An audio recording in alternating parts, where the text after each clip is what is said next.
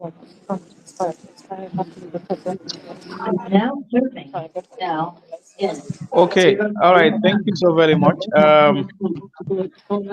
Welcome to Wednesday's program. That is, of course, the Enlightenment program that focuses on the youth's environment, educations. And then today we have our protagonist. That is, of course, Rohey M. Ba. I believe she has a lot of stuff for us today. Well, of course, I am your main host. That is, of course, Usman E. Kamara. And then, of course, I have my boss, Mr. Sawane, on the background, and Mr. Madam Rohi. Welcome to our show today on Wednesday. How do you feel? Thank you very much, Usman. I felt good to be Thank listening you. to my brother. Yes. Thank you. All right. Thank you so very much.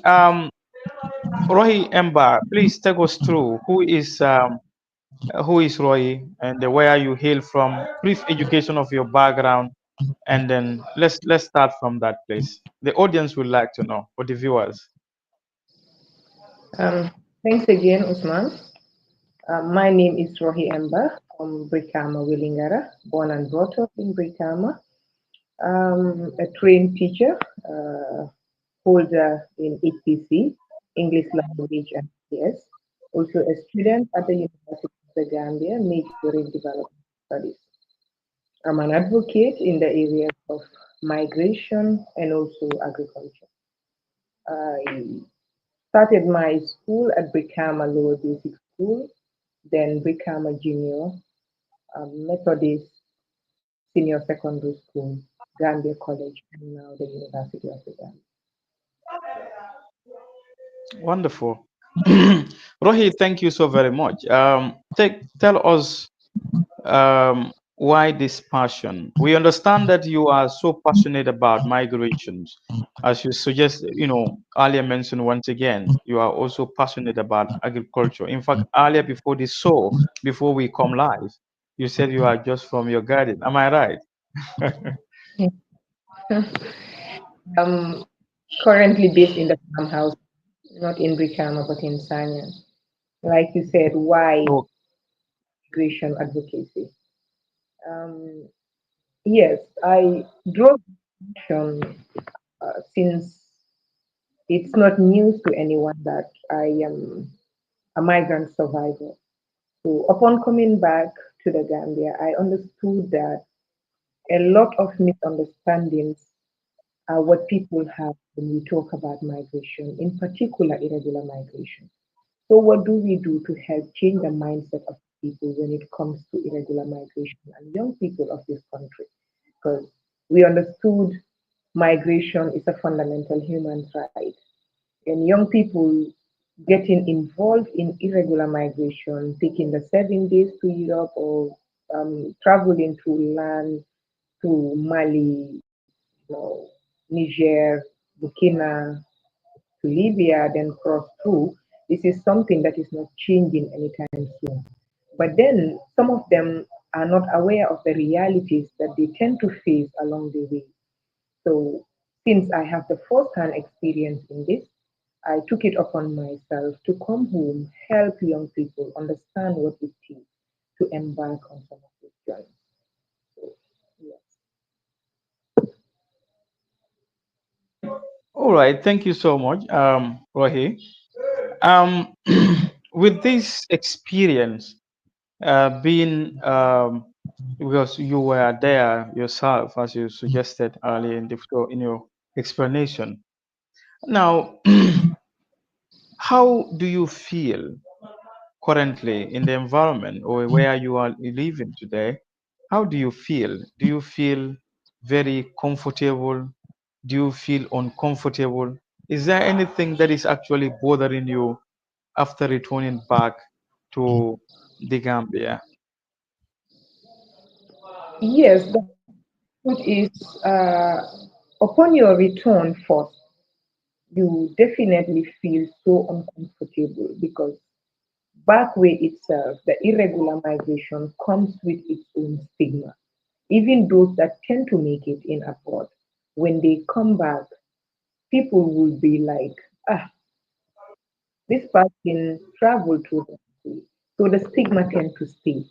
When I came back newly, it was very difficult to face the public and tell them, yes, this is my experience, this is what I've faced.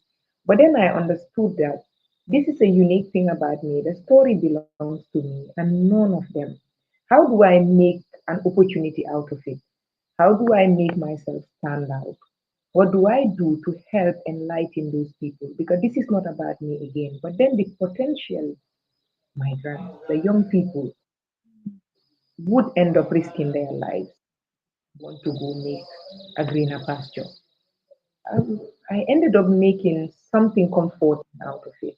And today, here I am. When we talk about migration, definitely, Rohi is a household name in the Gambia because I've made a difference. I've chose a different path, not to see the stigma part of it, but instead an opportunity out of it. Then, thank you so very much. Um, where I would like us to have an insightful discussion, basically, is the issue of what are some of the effects of this. Now, you are championing the issue of migration, typically irregular migrations. All right. Is there anything so unique or something so interesting that actually motivated you to be an activist of migration, irregular migrations? What are some of the effects in the entire process of irregular migration? Tell us, we want to know what is in there that you think the society should be informed, or you need to inform the society so that the potential useful populations will not take even the smallest opportunity moving forward. Thank you, Rohit. Thank you again, man. Well, there are a lot of effects when it comes to embarking the irregular journey. Um, One has to do with the death that most young people face, untimely death, unprepared deaths that come our way. Again, when it comes to young women and girls, um, mostly they're sexually abused along their journeys. There is starvation when it comes to this thing, tortures, jailing people. These are all things that you don't prepare for. All you see when this thing comes to your mind is, I want to see myself in Europe in the next month, in the next 2 weeks, in the next 3 weeks or so. But the main reality that is on this road is something that we don't prepare our minds for. This is something you just tend to see yourself into. So, those of us who have already experienced this thing, we deem it necessary to come back to enlighten our people and make them understand there is nothing worth some of these things. Going there, you come home with sicknesses, come home with kids that you don't even know who their fathers are, come home with a lot of stress because healing from this thing takes ages. Some it will take them decades or so. Anytime you're on your own, that lone time, you tend to reflect on the bad things that happens to you. Some of us were very lucky because we embarked on the boat, but those that take the land from the Gambia to Libya, most especially women, some are living with HIV, hepatitis B, and all whatnot, and they fear to talk about these things because of the societal judgments. So I think some of these effects are what push us to champion the advocacy of irregular migration. Now, you mentioned the women, like the girls. They are all victim of, and I think notably they are the prime victim of these irregular migrations. Now, with your experience so far, is the situation still the same, or there is a massive reduction in terms of irregular migrations as we speak now? I think the number keeps increasing.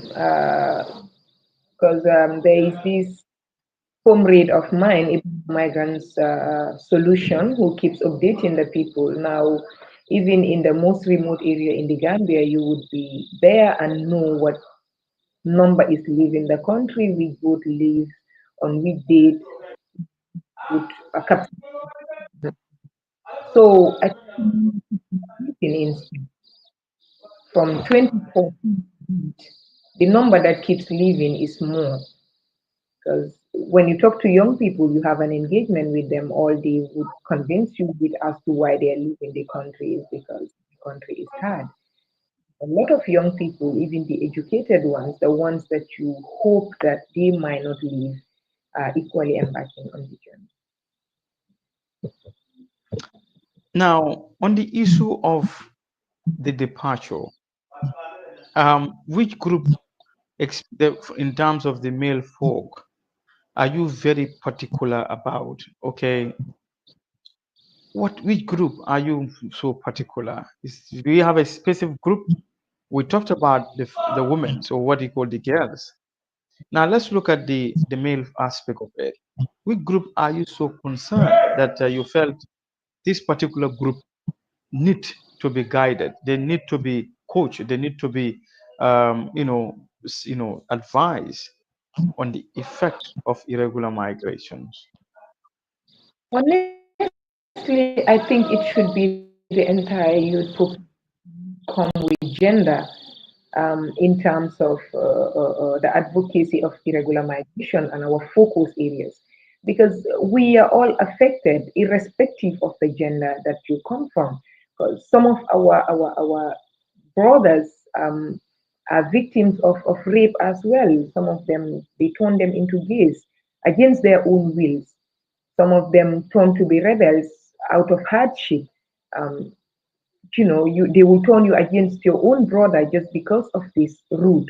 So I think we don't want to have a specification in terms of our advocacy when it comes to irregular migration and specify it to a certain gender. Instead, we want to be there for both genders, young people at large.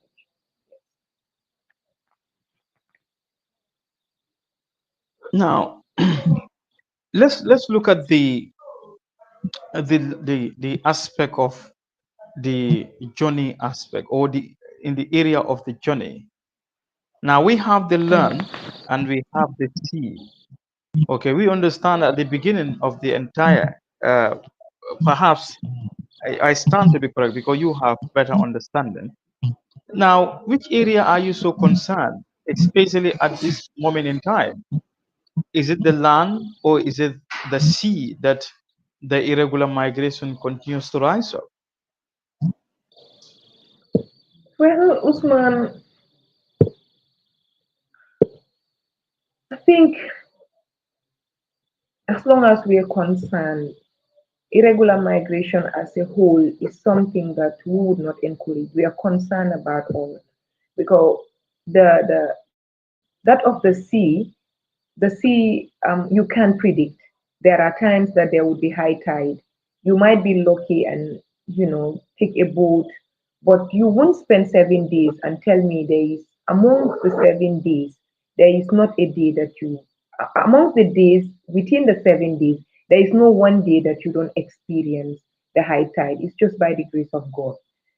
Embarking on the land as well, a lot of risks are attached to it. So looking at this thing as a whole, definitely, I would not encourage anyone, any young person, to take any because both of them come with their own risks at the end of the day.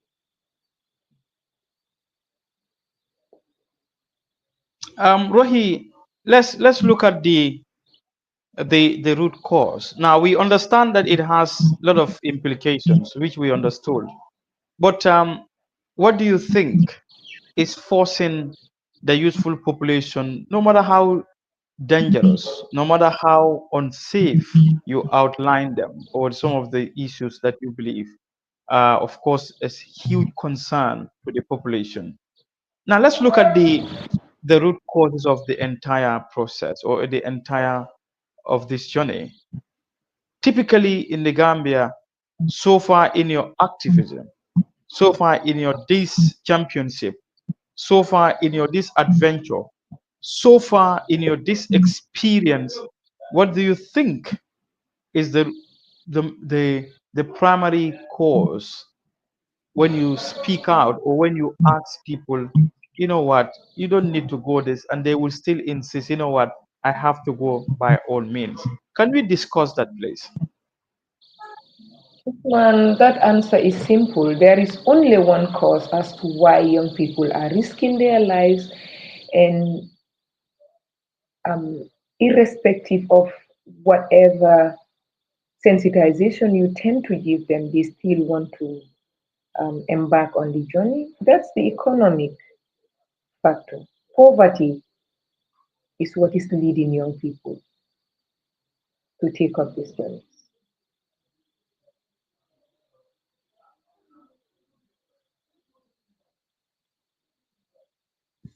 All right.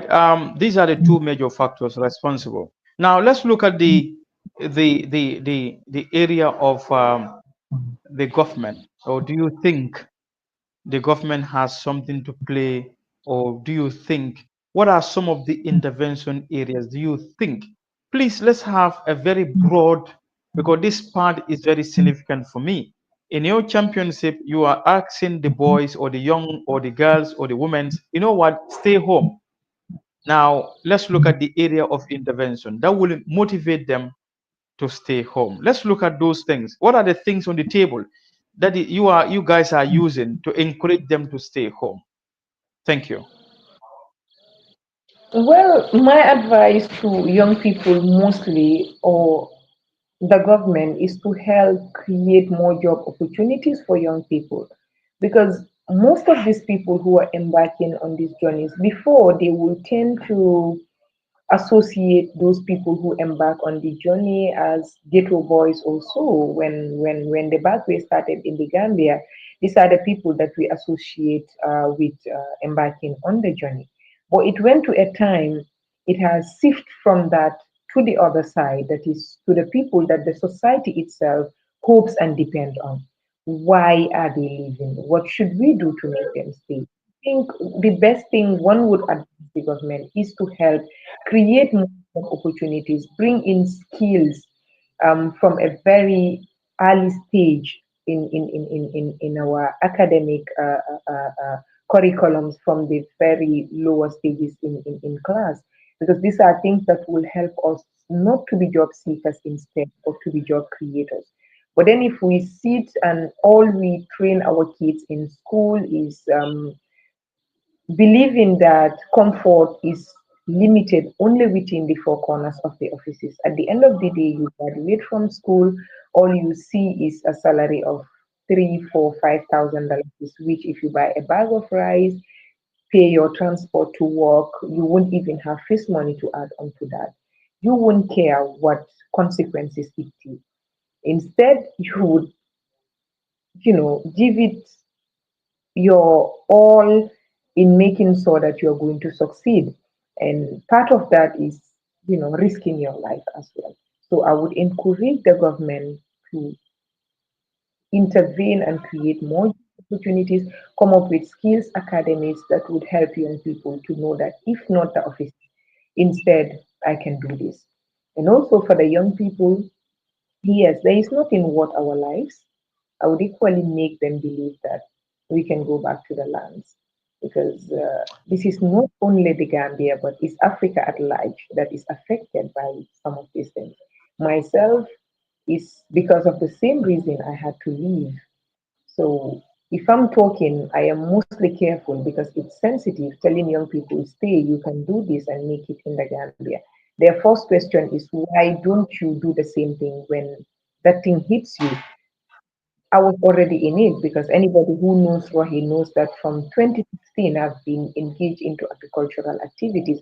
When I was leaving the country, I was into the areas of fisheries, poultry, and horticulture. But then COVID hit hard, and I could not save myself from that pandemic.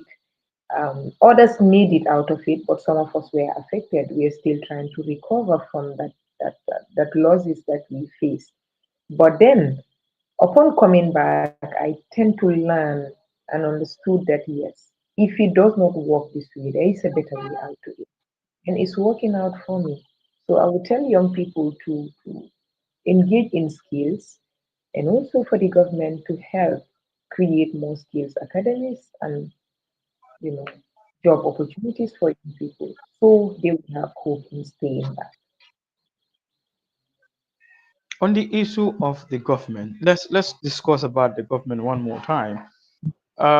Did you guys ever had any direct communications or tete-a-tete with the concerned government authorities in the area of the skills and any other possible area or avenue that could help the returnee or the youthful population? Did you guys suggested anything? Because remember, Uh, you guys are activists, okay? So whether you have gone far by engaging the government direct, not basically sitting outside and then making suggestions without reaching out to them or writing to the concerned authorities that, you know what, this group and this group, we are here and we want to do this and this is what we are doing and this is our purpose or this is our mission and vision. Is there any day or any time or any moment you guys engage in the government directly, please? Thank you. thank you, Usman. As long as I'm concerned, I've not been part of any, but just of recent, I am working on something with some migrant returnees and also potential migrants to come up with a migration union, a union sort of for irregular migrants, wherein we would be part of GAMTROP, and that will help us to have a say in terms of government because GAMTROP is there as a mouthpiece for unions in the country uh, between them and the government. So, like you were saying, we've not had any, or I am not aware if there was any in terms of that. But then this is something that we sat and discussed, and we understood it would be of great effect if we tend to register with GAMTOP and be a part of them, and also send our grievances or speak our minds where our messages would directly be transmitted to the government, and they know how we feel and how we want it done.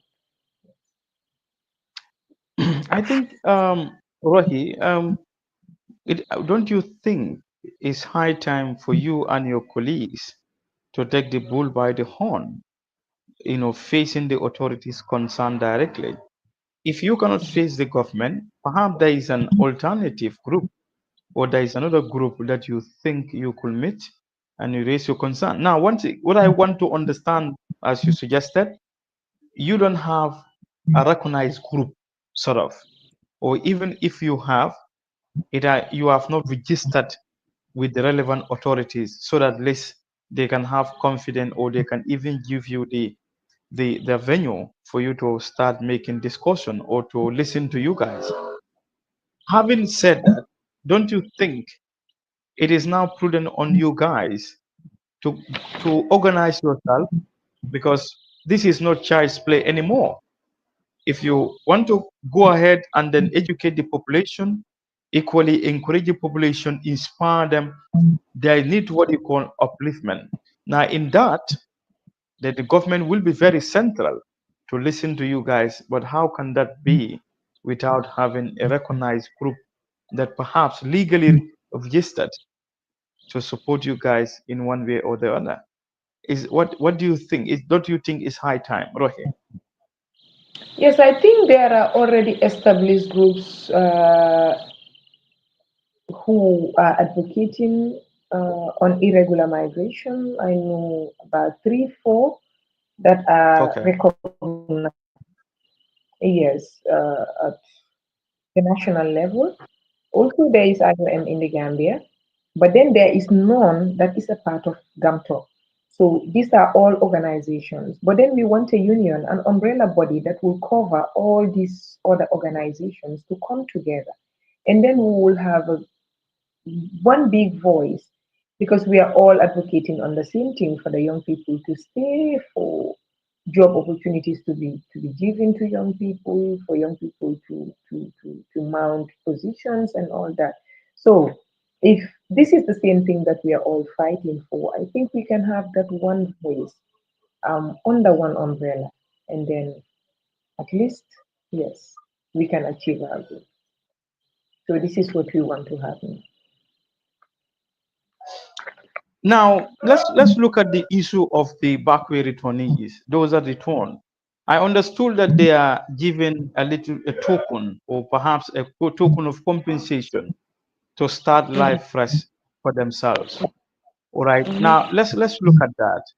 Have you guys benefited from that? And if you benefited, or if you ever benefited, could you explain whether there is a you did you organize yourself to an extent that encouraging one another so that at least the money given could be utilized or could be used in the best way possible? Can you take us through that, Haroy, please? Yes, Usman, a token is given to us because when I came back, I remembered I was given about a thousand. Then after converting the money to dollars, it was about $52,000 or so. But 52,000 then could not even buy a clean cards for me, someone who was raising up to 4,000 bats, which I believe is okay. You can rise to the top, fall, and then lift yourself again. For me, that's my philosophy. But then I believe that it was given to me without a training, which is okay because already I understood the dynamics of business. But some of these young people, but now I understand their monies would go up to 107,000 or even more, depending on the rate. If these Okay. people come, these monies are given to them. Some of them are accusing because I recently saw an investigation on the issue of IOM and the returnees and the people they assign them to go and collect some of these their benefits because the things are not given in cash, instead in kind. And this came as Hmm. a result of some people would receive their token and then use it again to embark on the journey. So instead, they prefer to give them in kind now, but they will Oh, identify the software for them. And these young people are now saying that they have that they can get some of these things at a cheaper price than the ones that IOM is assigning them to. And some of them don't have any business trainings prior. If they come, yes, maybe we'll give them a 6 days training intensive, but it's not enough because business is not within a day. Someone who has stayed in yeah. business for over years, I've had my downsides. It was a roller coaster for me. I'm still on that stage. Um, you would not just grab and grow and profit within a day. You need to learn, rise and fall until you reach a stage where you know, yes, this is it for me. So some of these young people definitely don't register any success in terms of um, package that is given to them from us. Some will eat it within a month or two because the items will be given to them at a price that they cannot resell at a retail price. I see.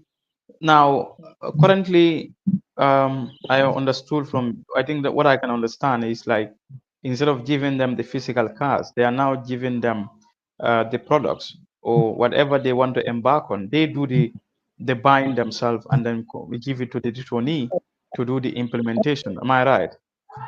Yes, when it comes to that as well, the young people are accusing IOM of not giving them businesses of their choice. They would Okay. identify for them and are not passionate about the things that they will identify for them. And this makes it difficult because when it comes to business, passion is one of the key fundamental areas that someone should have, irrespective of Hmm. you making a success or not. Since you are passionate about it, you will always rise to restart again. And time would come where you will register success. But if you force me, an agriculturist, someone who is passionate about poultry, fisheries, and horticulture, and you tell me go be a taxi driver or go start a fashion designing shop, I might not make anything out of that. So I think these are also areas that they should look into and know that we should give some of these young people what they request from us, or not what we want them to do. That top bottom approach is definitely not working. So I think IOM should and understand what we want from these people to register success for us is the bottom. I see. Now, if there is a need for communications at this moment in time, the migration active, which of course you are included, don't you think it's high time that you and your colleagues that are in the journey or in the process, don't you think you need to meet IOM so that you can engage them? Perhaps they don't understand some of the realities on the ground. Perhaps they thought, okay, initially we were giving them the money, but we understand that when we give them the money, they go and then, of course, eat the whole money without making little any implementations or doing anything meaningful for themselves. Okay, they turn to a new leaf. Like, we are going to buy the products for you guys, and still the returnees will blame them for giving them an like a business or giving them an opportunity that of course they don't have any passion for, which of course you stated very clearly that passion is fundamental in a business, and I agree with you. Now, moving forward, don't you think, Rohi, it's high time that, or if you guys have never done it, don't you think it's high time you meet the authority concerned, that is IAM, explain to them the realities on the ground? Don't you think so? Yes, this is something that we are setting a task force on. I recently attended a conference on migration some 2 weeks back, and a recommendation was given to us by a white lady from Spain to do exactly same as you were saying, to try meet the authorities at IOM to explain to them that why not we do it this way? This is how our people want it done. And we are all speaking in one voice because you talk to Rohey, the same belief that he has in terms of migration is the same belief a returnee from Basse would have, because we believe that the people don't value us or take us as anything. Even when making decisions on our behalf, they would rather go hire people from elsewhere instead of us. And there is no better expert than us ourselves who lived and experienced this thing. So we are working on that. In a week time or so, we'll try to do a courtesy call with IOM and meet them, and I would uh, inform you. I'm on a Zoom call, Yeah. sorry. Rohi, I still want to insist that your communication or your colleagues, Mhm. your your reaction towards issues, I want to suggest that it is not very effective. Like, it's a bit slow for you to implement or you take action on something that should be very meaningful or should be very beneficiary to you and the rest of the returnees, because you guys have a very good understanding making this brilliant suggestion to IOM. Don't you think it is a bit late for you guys to do that, because perhaps others felt they have been exploited by IOM? Don't you think so? Yes, yes.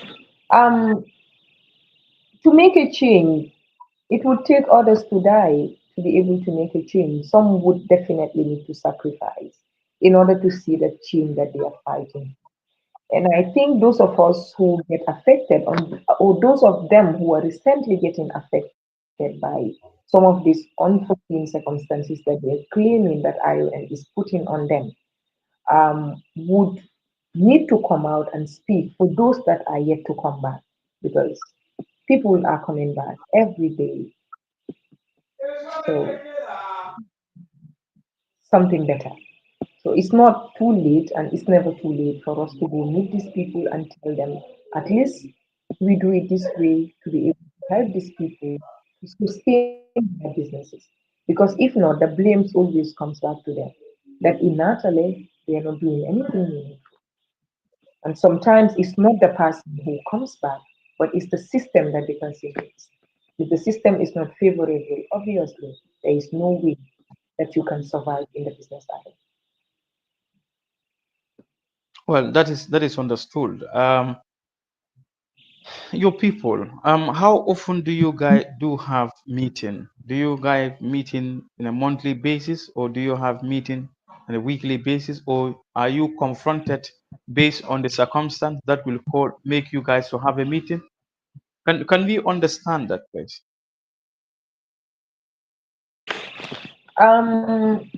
Yes, we meet every 2 weeks online, and we meet once every month to have discussions as to how we strengthen. Because since I came back in 2020, I've always wanted to start my own foundation in my vision.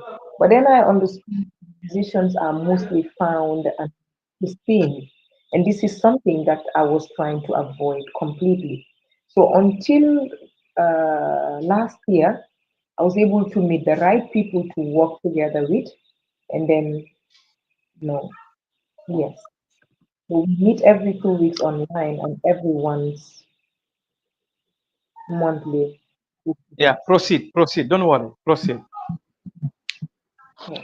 Now, We meet every what two is your weeks. connection with the international partners? Like, I'm so used to have partner like Ibrahim Migration. Do you guys have any um, interaction with him, or do you guys ever, have at least a Yes, we are yet to have anything with Ibrahima. He's just a comrade in the fight against irregular migration and deportation of people in Germany and Italy. But then we had one that we are working on partnering with, that is Solimo, the Solidarity Movement in Germany. There was a okay? time I was in contact with Yahya Sonko, where we were able to. I started with him on registering the agency for migrants, where people would Okay. easily travel to Germany to go and work decently. But then unfortunately, I got sick, and then he ended up registering with someone else. But aside all that, we are working very hard in securing international partners where our people would, because Senegal is able to achieve that, to come together and form an organization. And today, some of them would go out to attend some of these international conferences on migration and have a broader understanding of what others uh, are doing in their respective countries. Yeah. All right. So, Thank yes. you.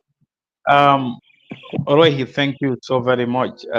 It is basically I'm excited having this time with you to discuss about migrations, the effect of it, interventions, and other partnership that you think or that we've been think could be utilized or could be used in improving the life and the livelihoods of our returnees. Now, I would like to give you the opportunity to draw your final last comments or your last comments to the public or to the viewers.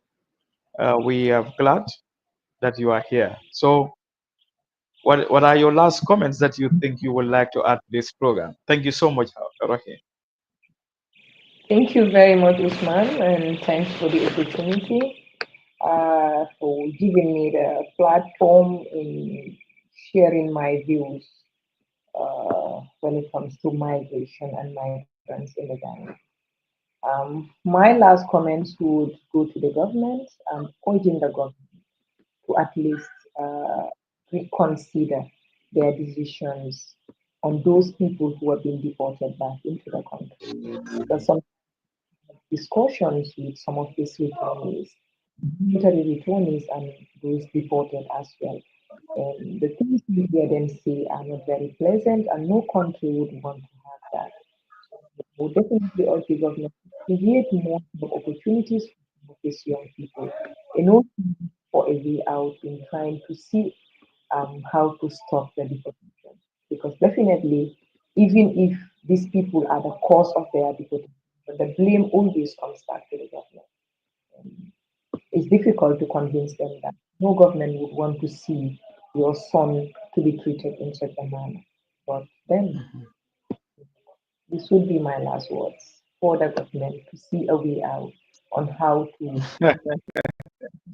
All right. Thank you reduce. so very much, Rohey. Thank you so very much. We are glad that you accept this invitation to come and share with us your knowledge, your experience, your expertise in the area of migrations. You were a victim, we understand that, and then that gives us a very good example or a very good program indeed, because your first-hand information is always it's quite very insightful as well. So we wish to thank all the viewers, both home and abroad, our very good friends, my co-colleagues, of course, my co-host for Sunday's program. I wish to thank Sam Sise. If you are watching, I'm saying thank you.